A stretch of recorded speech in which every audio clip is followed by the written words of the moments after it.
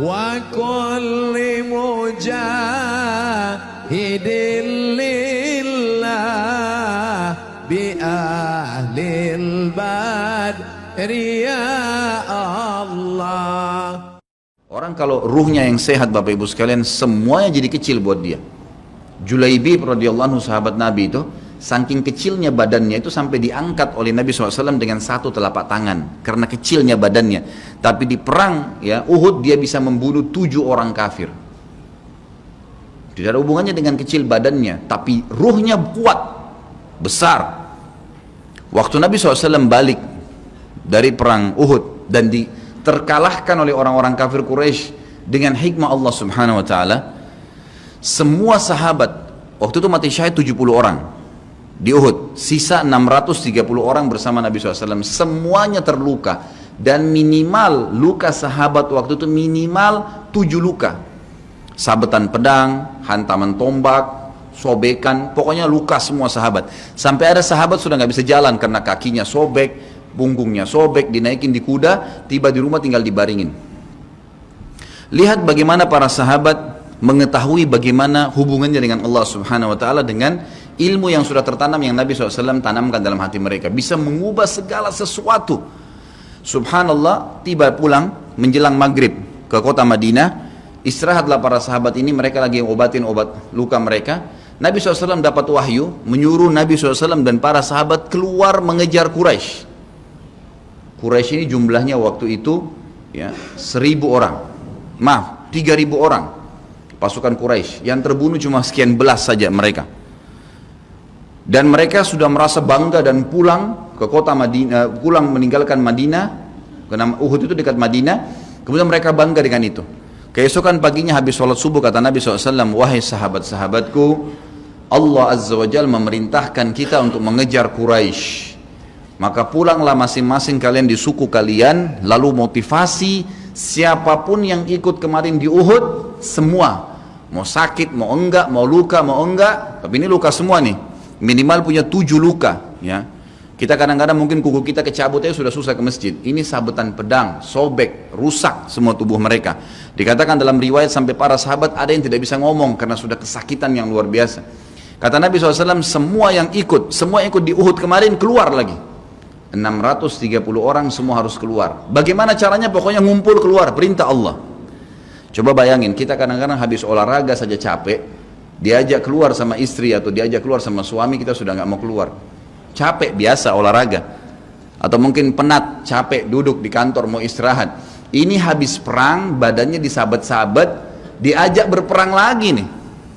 Apa yang terjadi teman-teman sekalian? Pulanglah pimpinan-pimpinan suku sahabat ini, dimulai dengan Sa'ad bin Mu'adz radhiyallahu anhu, sahabat Nabi yang mulia. Luar biasa ini. Orang ini pada saat meninggal, kata Nabi SAW, goncang arsy Allah dengan meninggalnya Sa'ad. Saat pulang ke kaumnya lalu berkata, wahai kaumku, sesungguhnya Nabi SAW menyuruh kalian untuk kembali menyerang Quraisy. Pada saat itu mereka lagi kumpul saling ngobatin luka, dan di depan mereka yang saling ngobatin luka itu adalah Usaid bin Khudair, sahabat Nabi yang mulia. Ini sahabat Nabi yang satu dari Aus ini, kalau membaca Al-Quran malaikat turun dari langit dengerin bacaannya, luar biasa.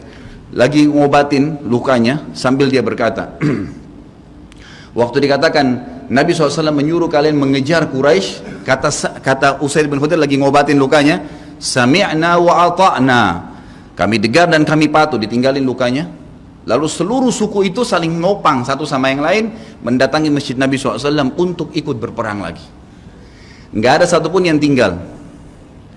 Ada yang luar biasa, saya terus terang nangis waktu dengar kisah itu, luar biasa. 2 orang anak muda Ansar, saya setiap kenang kisah ini selalu nangis, nggak bisa tahan karena luar biasa. Anak 2 orang ini belasan tahun umurnya, dan dua-duanya nggak bisa jalan Bapak Ibu sekalian, nggak bisa jalan. Luar biasa. Sudah sobek kakinya, sobek punggungnya, bahkan dikatakan di bagian leher ada irisan, di bagian lehernya ada irisan, gitu kan. Kesakitan. Dua-dua ini diturunkan dari kuda, ditidurkan, adik kakak nih. Tapi saya tidak ingat, namanya tidak disebutkan dalam kisah, tapi ini kisah luar biasa. Dan kemarin kebetulan Imam Masjid Haram atau saya lagi umroh nyebutin kisah itu juga. Hampir satu masjid orang menangis mendengarkan kisahnya. Dia mengatakan, waktu sampai ke telinga adik kakak ini umurnya belasan tahun ya, di bawah 20 tahun. Kalau Nabi SAW memanggil seluruh yang hadir di Uhud untuk kembali berperang.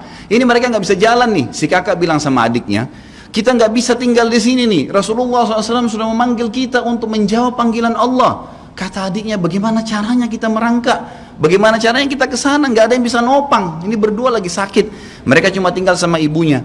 Lalu berkata si kakak, sekali saya seret kamu, sekali kamu seret saya. Mereka saling seret satu sama yang lain, Bapak Ibu sekalian, sampai di hadapan masjid Nabi SAW. Lihat bagaimana iman mereka kepada Allah Subhanahu Wa Taala, luar biasa.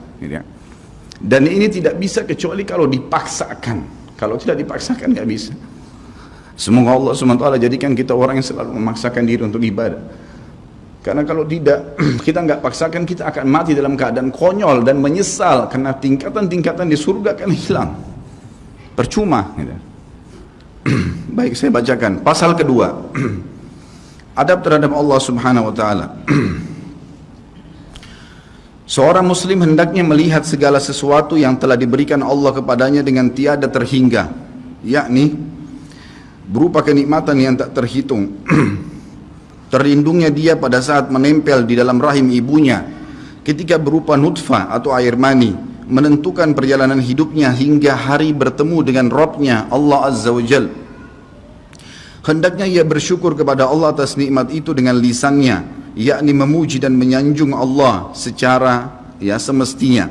Juga bersyukur kepada Allah dengan anggota badan, dengan cara menggunakannya di dalam ketaatan kepada Allah Subhanahu wa taala.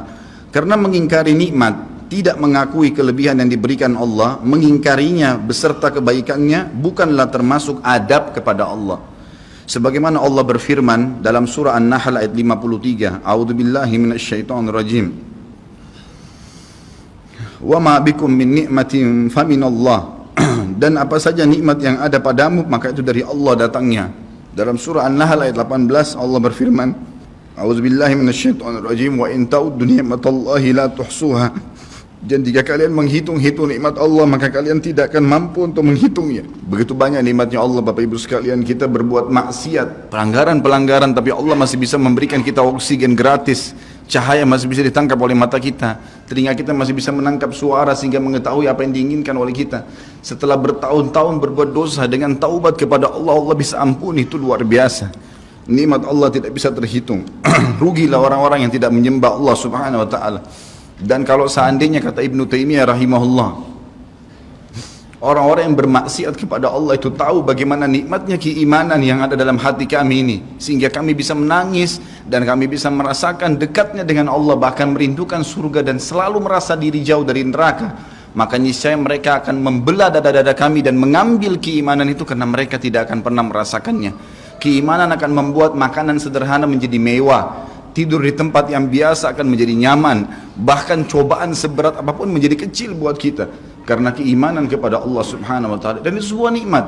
Itu hanya bisa dirasakan kalau kita betul-betul memaksakan diri beribadah kepada Allah Subhanahu wa taala. Wa kulli mujahidin